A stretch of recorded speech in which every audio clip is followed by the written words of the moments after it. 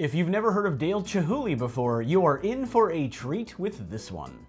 During our trip to Seattle, we were able to experience the beauty and wonder of the hundreds of blown glass pieces at a museum dedicated to his work, the Chihuly Garden and Glass. Even if you've never even thought about being into glass blowing before, watch this video to see some of his incredible work because you will want to see it for yourself.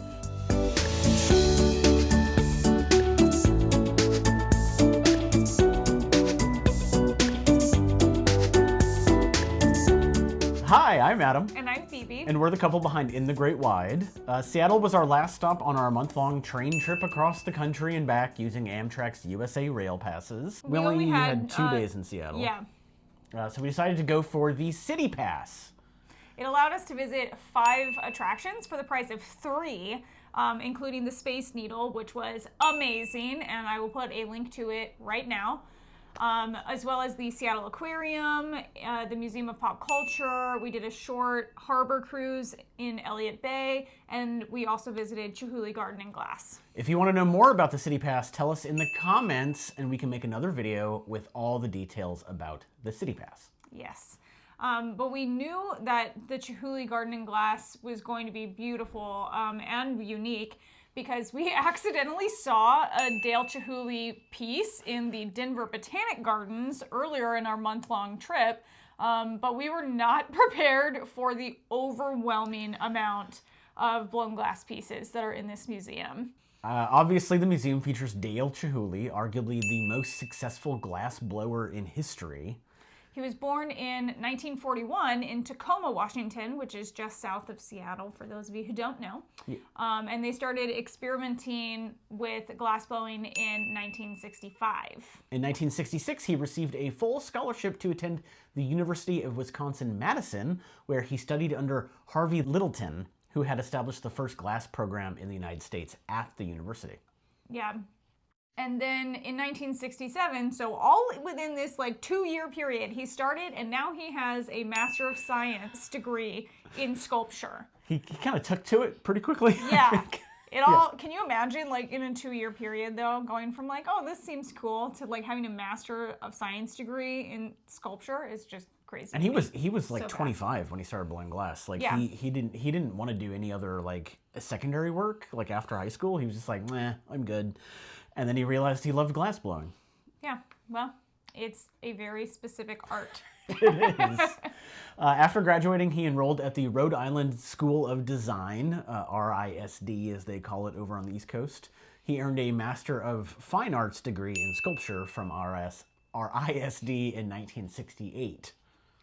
And that same year, he was also awarded a Fulbright Fellowship, and he traveled to Venice to work at the Vanini factory on the island of Murano, where he first saw the team approach to blowing glass, which would become vital in his later career. Yeah, and if you're not sure what a Fulbright Fellowship is, it's essentially a group of people giving you money to pursue your art. Yeah. They go, hey, you're going to change the world, so here's money, have fun. Yeah. Yeah. What a dream. Yeah, exactly. 1971, he co-founded the Pilchuck School of Glass near Seattle. It's just north of Seattle, about an hour north of Seattle. Their philosophy is artists teaching artists. Yeah, and it's now one of the most highly respected schools for glass blowing in the world. Yeah, it is, because he co-founded it with 2 other people, and he, I think he's the only one that's still alive of the 3 of them, but it is so highly respected. It's up there with the Corning School of Glass in New York and all this. The fact that it's only 50 years old is just crazy. Yeah. And in 1976, while Chihuly was in England, he unfortunately was involved in a head-on car accident that propelled him through the windshield.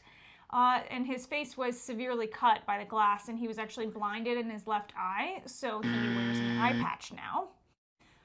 There is a little irony in the fact that he loves to blow glass, and glass nearly killed him. But he continued. He said, this doesn't matter. I love to blow glass. I'm going to do it. After recovering, he continued until he dislocated his right shoulder in 1979 while body surfing. Yeah. I don't want to say that he's an accident-prone man, but like, it's two very different serious injuries. The dislocation of his shoulder was bad enough that he hasn't done any glass blowing since, relying instead on the help of his team to create his ideas, which he designs on paper and then offers guidance for during the glass blowing process. Yeah, and you can actually see some of those paper designs. They're also on display at Chihuly Garden and Glass. While it's a little sad to think about not being able to do the thing that you're most passionate about, he directs a very talented team and has gone on record saying that once he tried it, he loved it. Like he was like, I don't have to carry around the heavy glass anymore. This is great. But because they're still his ideas and his work. And he still does assist in the glass blowing process. He just can't lift the heavy pieces of glass. Glass blowing is a highly physically demanding art. I had no idea just how physically demanding it was until we started watching the Netflix series Blown Away. It's a great show. It's a competition show, but it's great. It goes through all the details of glass blowing and how complicated it can be and intricate. It's really interesting. Yeah, it has been a really interesting watch for us, even though we knew nothing about blown glass going into it. Yeah. It was really cool to see it too, because we were able to see a little bit while at the Chihuly Garden and Glass of like how it's done, but to get that very deep detail into how glass blowing happens is really cool. Yeah, it's a show that is shot really well. Yeah. Yeah. And these are not simple objects he's creating or something you would find in a gift shop. No paperweights here. They truly are unique works of art. Yes, for sure. And Chihuly was one of the first glass artists to move the medium into large-scale sculptures. And we're saying large. Yes. Like huge, large, big sculptures. Completely made of glass. It's crazy. It is really crazy. But he worked with the Space Needle Corporation, who founded the Chihuly Garden and Glass exhibition, to curate the pieces of his life's work that would be included there. There are 8 official exhibitions in the museum, but there's so many more pieces. There's just glass everywhere. The first was Winter Brilliance. It includes clear glass that looks like hanging icicles and snow melt on the floor. It's one of the smaller exhibits, but it's also one of the first ones you see, so it remains really impressive. Yeah. It really, I walked in thinking that it was like, oh, he did ice sculpture. This is cool. Yeah. But it's really rad, yeah. And the next exhibit was Baskets, which evokes Native American handiwork. And it is quite obvious that where the inspiration comes from, because they have actual like woven baskets on display alongside the pieces of glass. Yeah, he being from Tacoma and being from that area, he is very heavy into the indigenous culture. And Pilchuck actually is translated from the native tongue to like Red River or something. Oh, interesting. Yeah, it's in the area of where it was founded up north of Seattle. But like he's very heavy into the indigenous cultures in that area, in the Washington area there. Well, that's really cool. Yeah. Another exhibit we saw was Mille Fiori, which literally translates to 1,000 flowers, and is a huge display with hundreds of glass flowers. And they're not just like all the same little type of flower. They're all different shapes, sizes, colors, types of flowers. It was a really impressive exhibition. And one of the most interesting, because it's set up in the middle of the room, and you can walk all the way around it. So you could spend however long you want to / can just in that one room, getting different viewpoints of the same pieces, walking in circles around the whole display. It's really cool. Every single angle is different. You see new things every time you look. You can move 5 feet and look, and it looks completely different. It was really, really impressive. Yeah. And the next one was called Machia Forest, which is a technique that he mastered, layering different colors of glass with white in between to create sculptures that appear to be different colors depending on the angle that you look at them from and whether or not there's light passing through. He got this idea because he wanted to challenge himself to use all 300 colors available to him in the hot shop. wherever inspiration strikes. Yeah, more power to you. Yeah. They were really cool. It was interesting because I didn't realize like the inside of these weird like bowls, like the insides look so different from the out. It was really cool. Yeah, I remember, because you can get pretty close to these pieces. You know, they're not behind glass or anything, like a lot of things are at museums, but you can get like really close up to them. Obviously, please do not touch them, but you can see them from all different angles, and it was so interesting. I remember being so intrigued by that collection just because of all of the different colors that you could see once you got like up close to them. It was really cool. There's also a room inspired by the ocean with a stunning, gigantic centerpiece that is surrounded by sculptures of sea creatures on pedestals.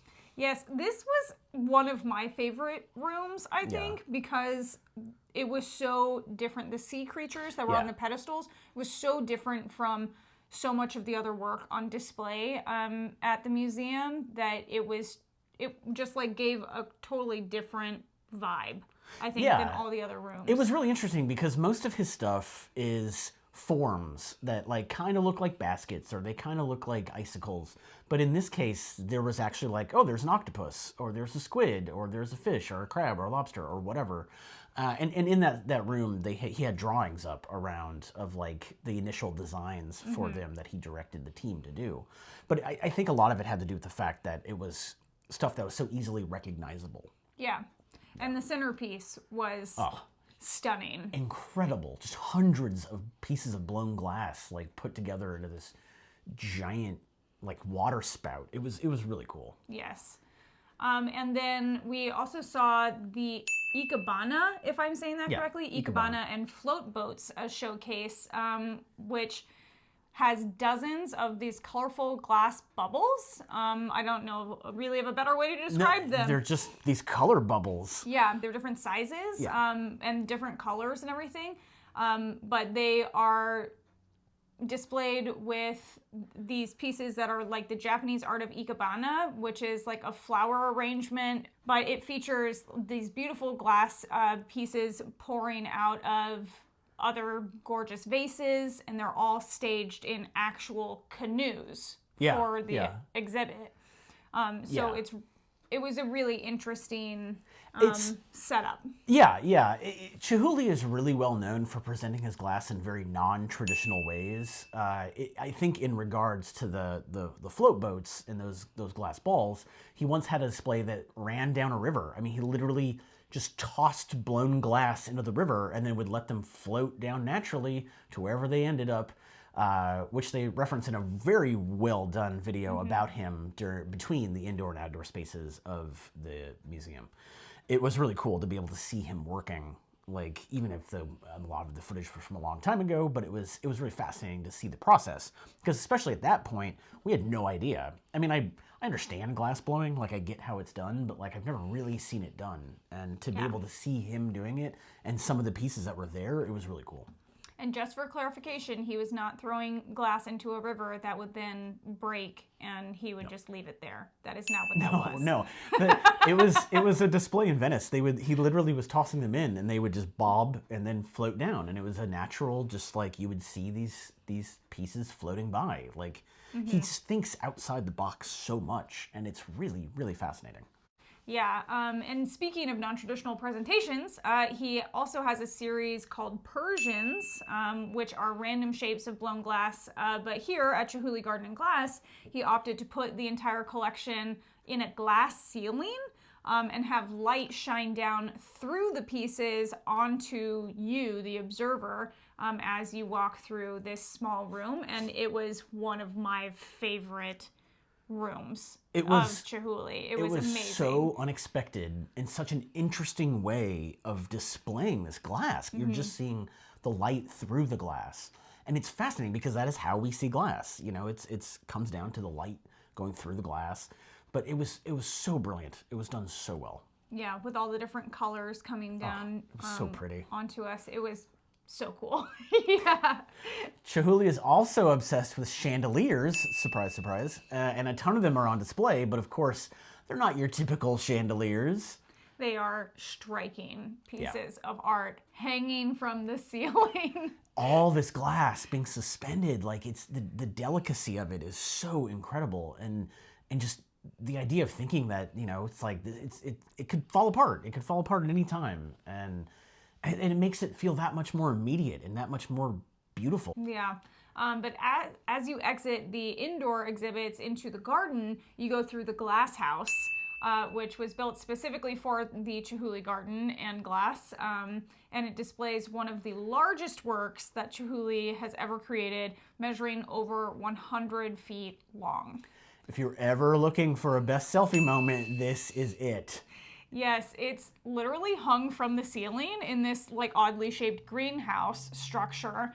And it sits directly under the Space Needle. So it's just the most stunning thing in the museum, which is, I think, a tall task because there are so many pieces that you'll turn a corner and you'll be like, oh my gosh, and then you go to the next room and you're like, holy crap. But then when you get to the glass house, you're just like... It's a huge building dedicated to one piece of art. And it fills it well. Oh, yeah. It's gorgeous, and it's absolutely gorgeous. It's so pretty. And you look up, and then there's the Space Needle. Yeah. It's also another one of those, like the Mille Fiori, where you can see different... You look at it from different angles down below, and you see different shapes. You see different things. It's really stunning. It's very incredible. Yeah. And adjacent to the glass house, you'll actually find a small cafe that serves pizza, salads, and beer and wine. Yeah, they have a nice little like outdoor piazza that you can sit. And that's also, they have that little piazza is where they have a demonstration space where you can see how glass blowing works. There's an little tiny Airstream trailer that converted into a hot shop, and they'll actually do displays of glass blowing there. Yeah. There are different like show times throughout the day. They would do scheduled presentations throughout the day. Yeah, it's not just an ongoing thing, but it got very busy. I mean, because people were really curious as to how all this worked. Yeah, and the garden itself is filled with glass sculptures that perfectly complement the beautiful nature that they're nestled in. Seeing the colors and the implied like movement of the glass, the flow of the glass mixed in with actual plants was captivating. And with the natural light, also, the reflections that you would get of the surroundings on the glass was sometimes just as interesting as the glass itself. It was really fascinating, and how well the glass worked in nature. Like, it was really set up really well. Absolutely serene, incredibly amazing. It was really, really awesome. And we even saw a little bunny in the garden. We did. There was a cute little bunny that just hung out. Yeah. He likes glass too. He was cool with us, so yeah, that was nice. He was just hanging out. He was pretty chill. And there are also gallery talks available at no extra cost throughout the day, where docents will share more information about a specific gallery. So you can like check those out as you're coming in. There is only one museum that has more Chihuly work than Chihuly Garden and Glass, which is surprisingly located at the Oklahoma City Museum of Art. I'm shocked because there are so many pieces at Chihuly. I can't imagine how much more they have. Well, and it was strange to hear that for me, simply because Chihuly Garden and Glass is specifically for his work, whereas the Oklahoma City Museum of Art, I'm not sure what else they have there, but they have an even larger collection than the specific Chihuly Glass Museum. That's strange to me, but good on them, you know. Well, Chihuly has over 400 permanent collections of his work displayed around the world, so even if you can't make it to Seattle or don't want to go to Oklahoma City, there may be one closer to you. So we'll actually leave a link in the description to the page on his website where you can find the locations of his other exhibitions. Yes. And I would say that between the Space Needle and Chihuly Garden and Glass, a trip to Seattle is not just like a nice thing to do, it's something that you absolutely should do. Yes, 100%. It's worth going to Seattle just for the Space Needle and Chihuly Garden and Glass. Yeah, and they also offer combo tickets to visit the Space Needle and Chihuly Garden and Glass on the same day for an overall discounted price. But we actually recommend going with the City Pass route instead, just because it's a better deal overall if you'll be in Seattle for at least 2 days. Let us know in the comments, again, if you want us to do another video about the City Pass, because it's definitely the best deal to hit up a bunch of stuff for your first time in Seattle. Make sure to subscribe to our channel to catch our new videos every Tuesday and Thursday, where we review specific stuff to do while you are traveling the world. And check out our website for more detailed information on everything we cover that will help you plan your own trip, such as how to get there, how much it costs, and how much time you should plan on spending there. Thank you so much for watching, and we'll see you in the Great Wide Somewhere.